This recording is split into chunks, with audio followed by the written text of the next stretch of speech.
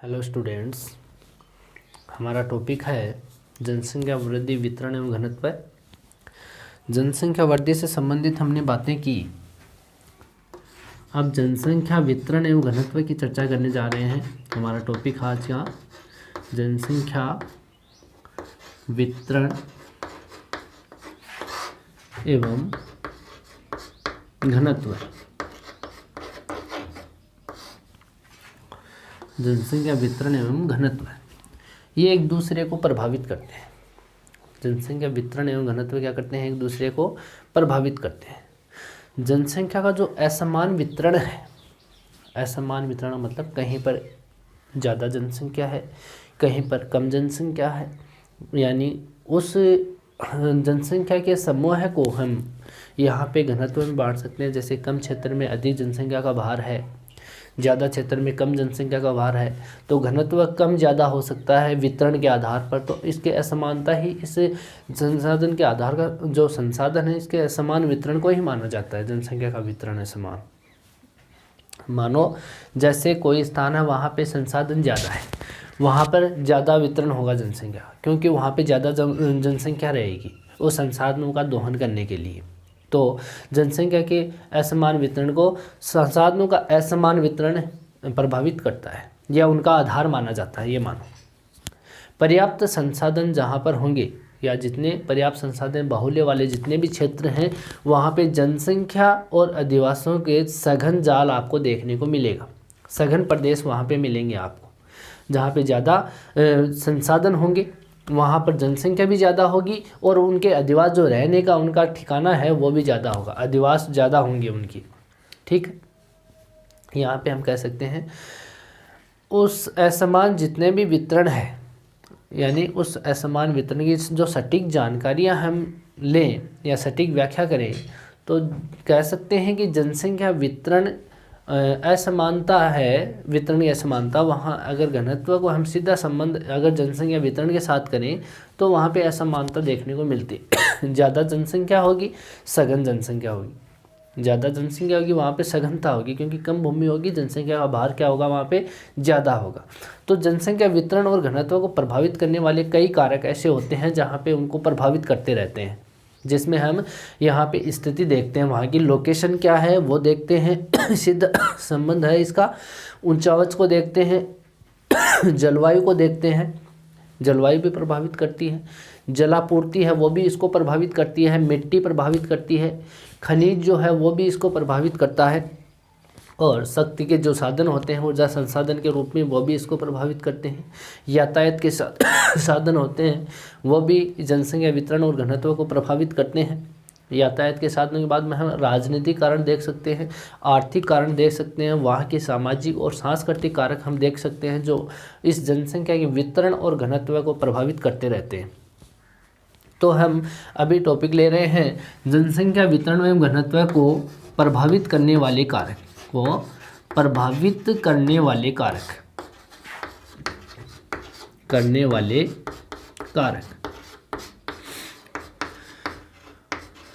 यहाँ पे हम बात करें तो सबसे पहले हम इनके कारकों में लें तो यहाँ पे लेंगे स्थिति, लोकेशन। सबसे प्रमुख कारक है जो जनसंख्या वितरण और घनत्व को प्रभावित करने वाला महत्वपूर्ण ये कारक माना जाता है। यहाँ पर ये विभिन्न विश्व के संदर्भ में ले सकते हैं या भारत के संदर्भ में भी देख सकते हैं। विभिन्न क्षेत्रों में स्थिति को ही प्रभावित करने वाला या जनसंख्या वितरण और घनत्व को प्रभावित करने का आधार माना जाता है। विश्व की अधिकांश जो जनसंख्या है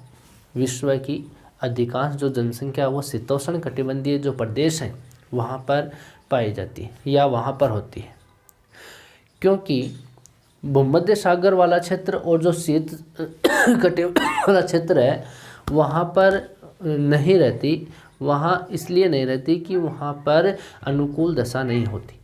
वहाँ उस क्षेत्र में अनुकूल दशा नहीं होने के कारण वहाँ पर जनसंख्या कम निवास करती है। देखो, हम विश्व के संदर्भ में बात करते हैं एक बार। यहाँ पे हम देखें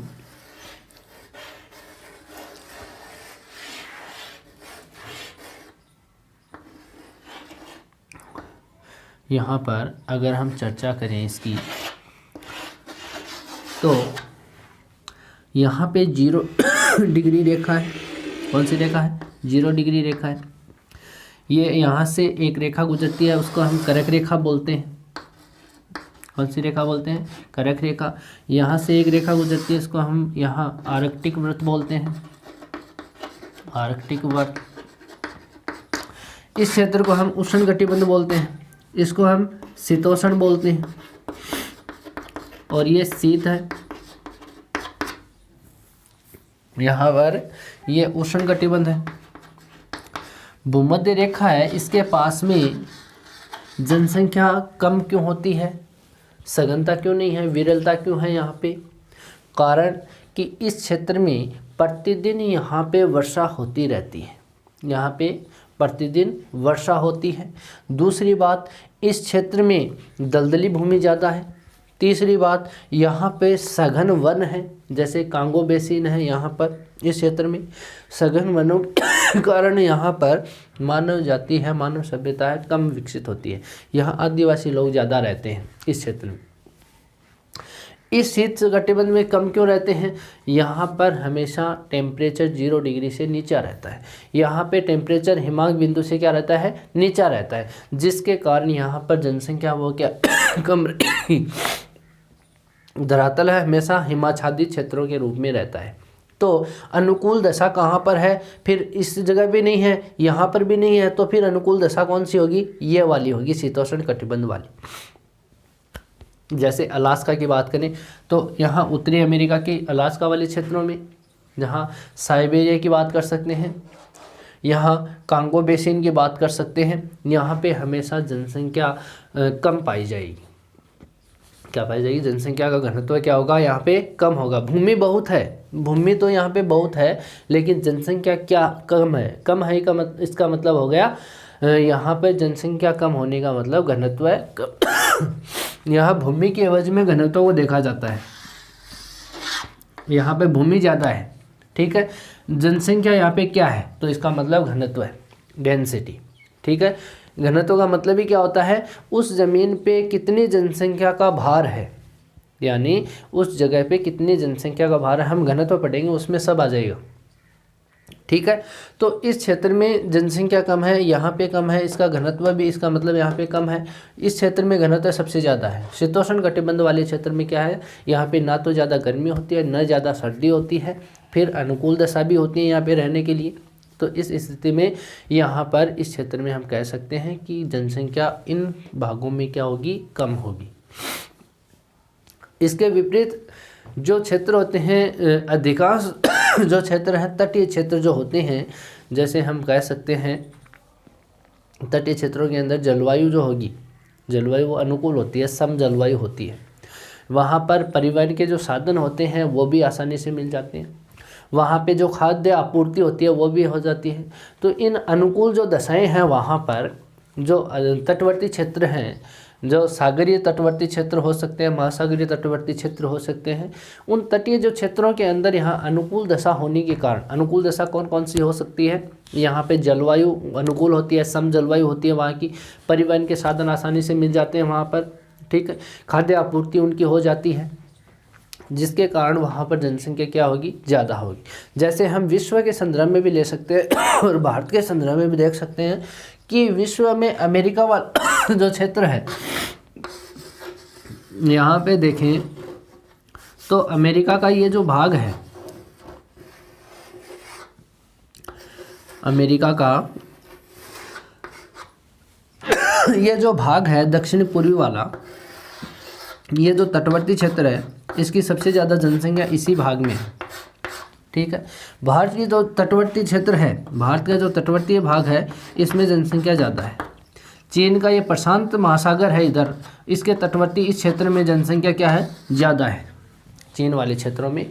तो जो तटवर्ती क्षेत्र होते हैं उन क्षेत्रों के अंदर एशिया का जो प्रशांत महासागरीय तटवर्ती क्षेत्र है, इसके अंदर जनसंख्या क्या होगी? ज़्यादा ही होगी। तटवर्ती क्षेत्रों में हमेशा सघन यहाँ पे जनसंख्या और सघन घनत्व देखने को मिलता है।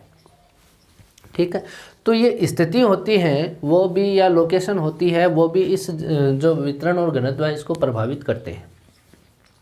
पूर्व विश्व के संदर्भ में देखें तो ये ही स्थान ऐसे हैं जहाँ पे जनसंख्या घनत्व और वितरण ज़्यादा होता है। बाकी इन क्षेत्रों में आप देखोगे तो यहाँ पे शीत कटिबंध होता है जिसके अंदर जनसंख्या कम होगी। यहाँ पे सहारा मरुस्थल है, उनके अंदर जनसंख्या कम होगी। यहाँ पे भी शीत कटिबंध है।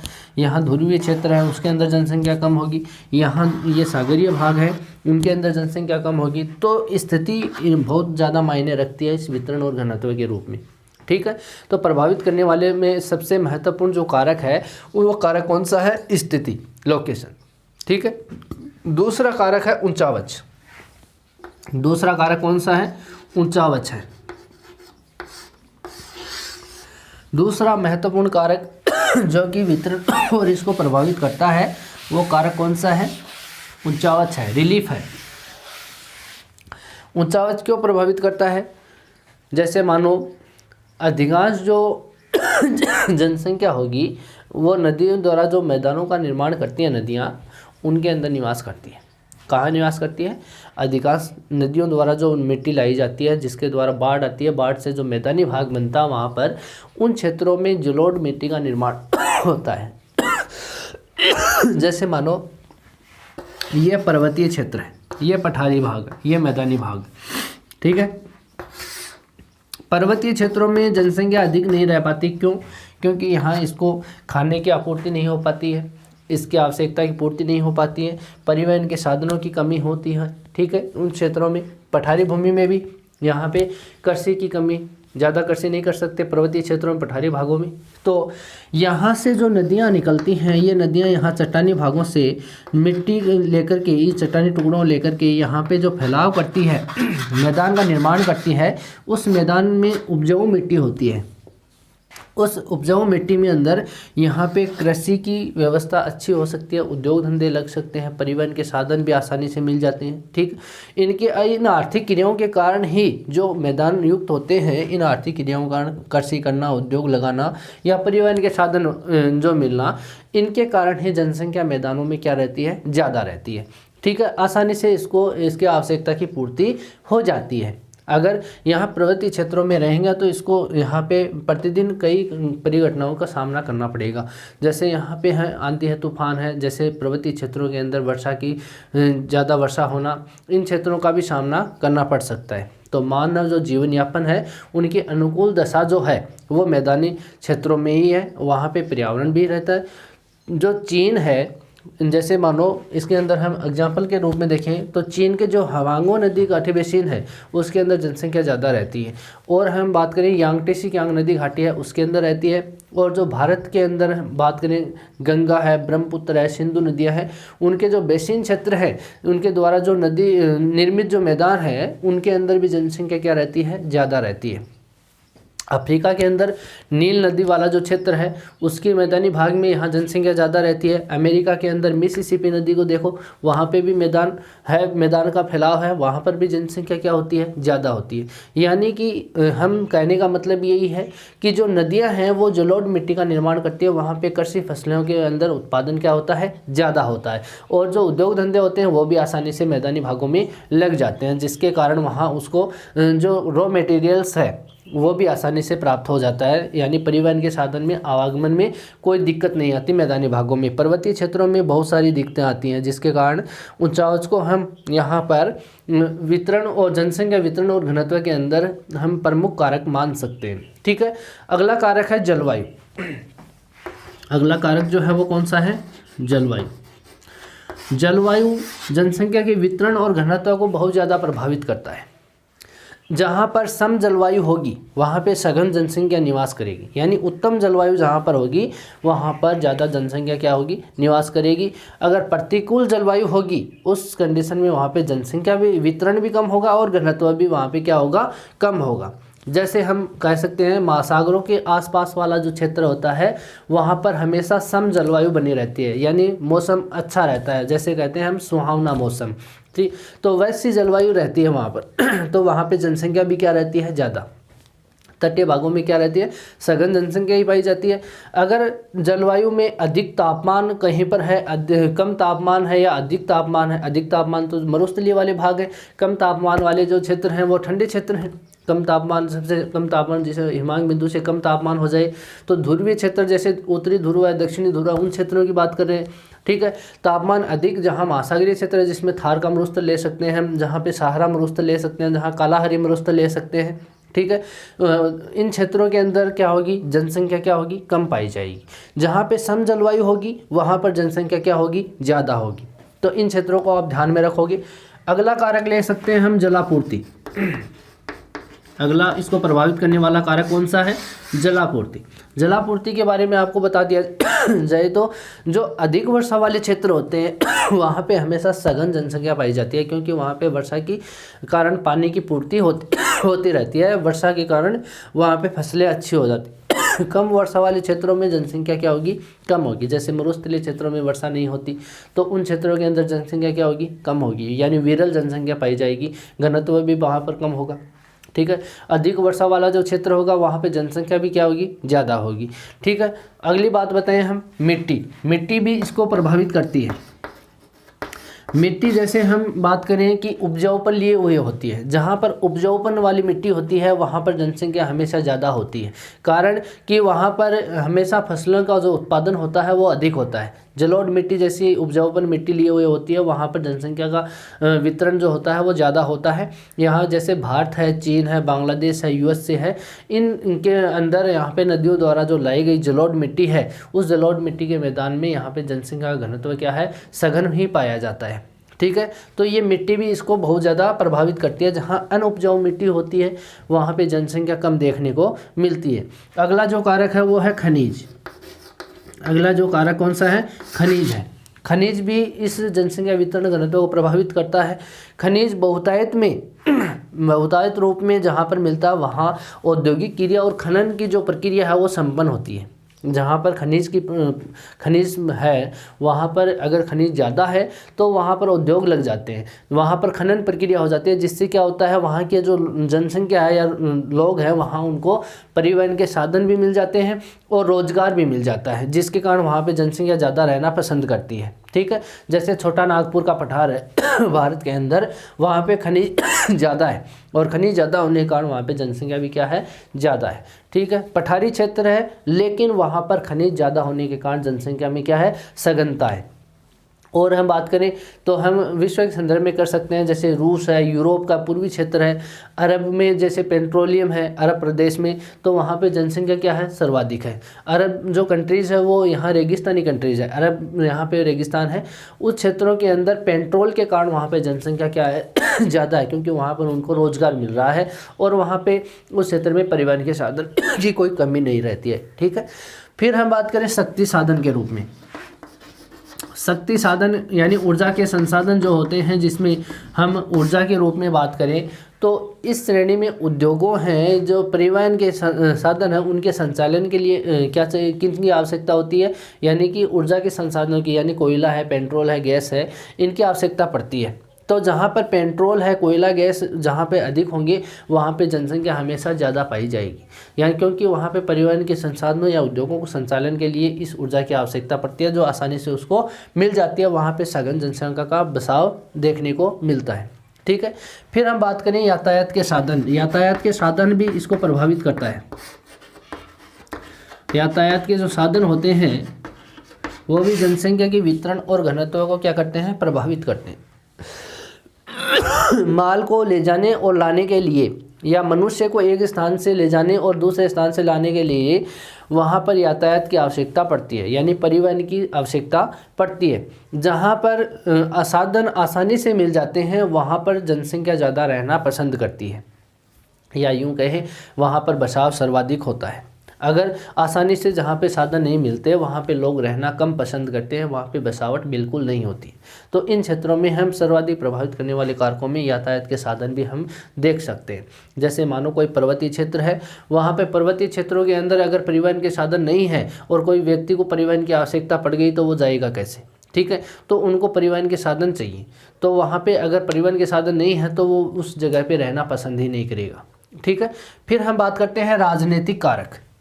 अगला जो प्रभावित करने वाला कारक है वो कौन सा है? राजनीतिक कारक।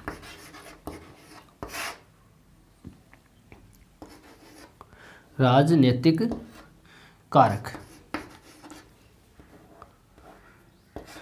राजनीतिक का जो कारक है वो कारक भी इसको प्रभावित करता है। जैसे हम बात करें किसी भी देश की, जैसे भारत की देख लो, कोई भी देश ऐसा है कि देश के अंदर जो सुरक्षा है, शांति बनी रहेगी, सुरक्षा रहेगी, उपद्रव से सभी कारक इस जनसंख्या को प्रभावित करते हैं। सभी कारक का मतलब है शांति है, सुरक्षा है, उपद्रव है। जहाँ पर ऐसी अगर स्थिति रहेगी, सुरक्षित अगर कोई देश है, शांत कोई क्षेत्र है, तो वहाँ पर अशांति का माहौल रहेगा ही नहीं, वहाँ पे अधिक जनसंख्या रहेगी। अगर कहीं पर असुरक्षा है, अशांति है, तो वहाँ पे जनसंख्या बिल्कुल ही कम रहेगी। वहाँ पे जनसंख्या का साधन के रूप में हम बात करें तो वहाँ पे इस उपद्रव के कारण, असुरक्षा के कारण लोग अपने को सुरक्षित नहीं पाते, जिसके कारण उस क्षेत्र को छोड़ करके अन्यत्र रहने स्टार्ट कर देते हैं। तो ये प्रभावित करने वाले कारकों में राजनीतिक कारक भी प्रमुख है। फिर हम बात करें आर्थिक कारकों की। आर्थिक कारक है वो भी इसको बहुत ज़्यादा प्रभावित करता है। आर्थिक कारक जो है वो इसको इसलिए प्रभावित करता है कि जो आर्थिक दृष्टि से संपन्न जो देश हैं उनकी जनसंख्या के लिए जो जीवन स्तर है उस देखने को मिलता है वहाँ पर। जैसे यूएसए है, कनाडा है, चीन है, जापान है, जैसे देश जो हैं, ब्रिटेन जैसे देश हैं, वहाँ पर आर्थिक दृष्टि से जो संपन्न जो देश हैं उनकी गतिविधियाँ उसी अनुसार संचालित होती हैं। अगर उनको दूसरी जगह ढाल दिया जाए तो वो रहना वहाँ पे बिल्कुल पसंद नहीं करते। तो आर्थिक दृष्टि भी इसको प्रभावित करती है। जैसे यहाँ भारत में तो व्यक्ति कैसे भी रह सकता है, लेकिन उनको सुख जो समृद्धि वाले जो साधन हैं उनकी आपूर्ति यहाँ पे नहीं भी हो तो यहाँ काम चल सकता है। लेकिन जैसे बड़े सिटी या विकसित देश हैं वहाँ पे उन लोगों को सुख सुविधा की जो आदत लगी होती है, उनके हैबिट में होता है, तो वो नहीं मिलते हैं तो वो उस स्थान पे रह ही नहीं पाते हैं, जिसके कारण वो लोग दूसरे स्थान पे अपना प्रवास कर जाते हैं। तो यह भी राजनीतिक कारक ऐसा है जो कि जनसंख्या वितरण घनत्व को प्रभावित करता है। फिर हम बात करें अगला जो कारक है, प्रमुख कारक, जो सामाजिक और सांस्कृतिक जो कारक है। कौन सा? सामाजिक व सांस्कृतिक कारक, यह भी इसको प्रभावित करता है। सांस्कृतिक कारक जैसे हम बात करें कि जो सामाजिक रीति रिवाज है, धर्म है, धार्मिक विश्वास है, जैसे भी रखने वाले जो लोग होते हैं वो अपने जीवन को जनसंख्या वितरण को सर्वाधिक प्रभावित करते हैं। जैसे एशिया के दक्षिणी पूर्वी जो क्षेत्र हैं, एशिया दक्षिण पूर्वी जैसे इंडोनेशिया और मलाया प्रायद्वीप वाला जो क्षेत्र है, उन क्षेत्रों के अंदर जो धार्मिक मान्यता रखने के आधार पर ही जनसंख्या की वृद्धि को अधिक वहाँ पे देखने को मिलती है। अपने को वहाँ पर जनसंख्या अधिक इसलिए मिलती है कि वो बौद्ध धर्म के लोग ज़्यादा है, धर्म को ज़्यादा मानने वाले, रीति रिवाज को ज़्यादा मानने वाले लोग वहाँ पे रहते हैं, वो कहीं और रह ही नहीं पाते हैं। तो वहाँ पर जनसंख्या वितरण को हम देख सकते हैं कि जनसंख्या ज़्यादा होने का कारण क्या है। तो ये लोग यहाँ पे इस क्षेत्रों के कारण यहाँ पे इस प्रभावित करने वाले कारक जनसंख्या वितरण और घनत्व को हम देख सकते हैं। वापस रिपीट कर रहा हूँ, क्या क्या बताया। एक तो स्थिति बताई कि जिस स्थिति में जैसे शीतोष्ण कटिबंध में ज़्यादा रहते हैं उष्ण, और जो भूमध्य रेखीय है शीत कटिबंध वहाँ पे कम लोग रहते हैं। ऊंचावच मैदानी भागों में ज़्यादा लोग रहते हैं, ठीक है। और हम जलवायु की बात करें, सम जलवायु के कारण जनसंख्या ज़्यादा रहती है, प्रतिकूल जलवायु होगी वहाँ पर जनसंख्या कम होगी। जलापूर्ति अधिक वर्षा वाले क्षेत्रों में ज़्यादा होती है, कम वर्षा वाले क्षेत्रों में नहीं होती। मिट्टी की बात करें तो उपजाऊपन जो मिट्टी लिए हुए होती है, उपजाऊपन के कारण वहाँ फसलों में उत्पादन ज़्यादा होता है, जो वहाँ पे जनसंख्या ज़्यादा होती है। और खनिज के अंदर बात करें तो जहाँ बहुतायत होती है खनिजों की, वहाँ पे उद्योग धंधे परिवहन के साधन अधिक लगते हैं, जहाँ पर उसको रोजगार भी मिल जाता है और वहाँ परिवहन के साधन भी उपलब्ध हो जाते हैं। फिर शक्ति के साधन जहाँ पे होते हैं वहाँ पर जनसंख्या ज़्यादा होती है। यातायात के साधन जहाँ आसानी से उसको यातायात मिल जाता है, परिवहन मिल जाता है, तो वहाँ पर लोगों का बसाव क्या हो जाता है, ज़्यादा हो जाता है। राजनीतिक दृष्टि से बात करें तो राजनीतिक दृष्टि से हम एक बात करेंगे, शांति और सुरक्षा और उपद्रव जहाँ पे नहीं होंगे वहाँ पे जनसंख्या क्या होगी, अशांति जहाँ पे होगी, असुरक्षा होगी, उपद्रव होगा, वहाँ पे जनसंख्या नहीं होगी। सुरक्षा वाले स्थान पे अपने आप को सुरक्षित लोग अपने आप को सुरक्षित पाते हैं, वहाँ पे जनसंख्या ज़्यादा रहने को पसंद करती है, ठीक है। आर्थिक दृष्टि से बात करें तो आर्थिक दृष्टि से संपन्न लोग जो हैं वो अपने सुख सुविधा के अनुसार अपने ही स्तर पर रहना पसंद करते हैं। सामाजिक व सांस्कृतिक की बात करें तो धर्म वाले जो लोग होते हैं वो अपने धार्मिक रीति रिवाजों के अनुसार अपने ही स्थानों पर रहना ज़्यादा पसंद करते हैं। तो वितरण और घनत्व के रूप में हम इस प्रभावित करने वाले कारकों के बारे में चर्चा कर ली है। इसके बाद में हम बात करेंगे नेक्स्ट वीडियो में। आज के लिए इतना ही। Thank you.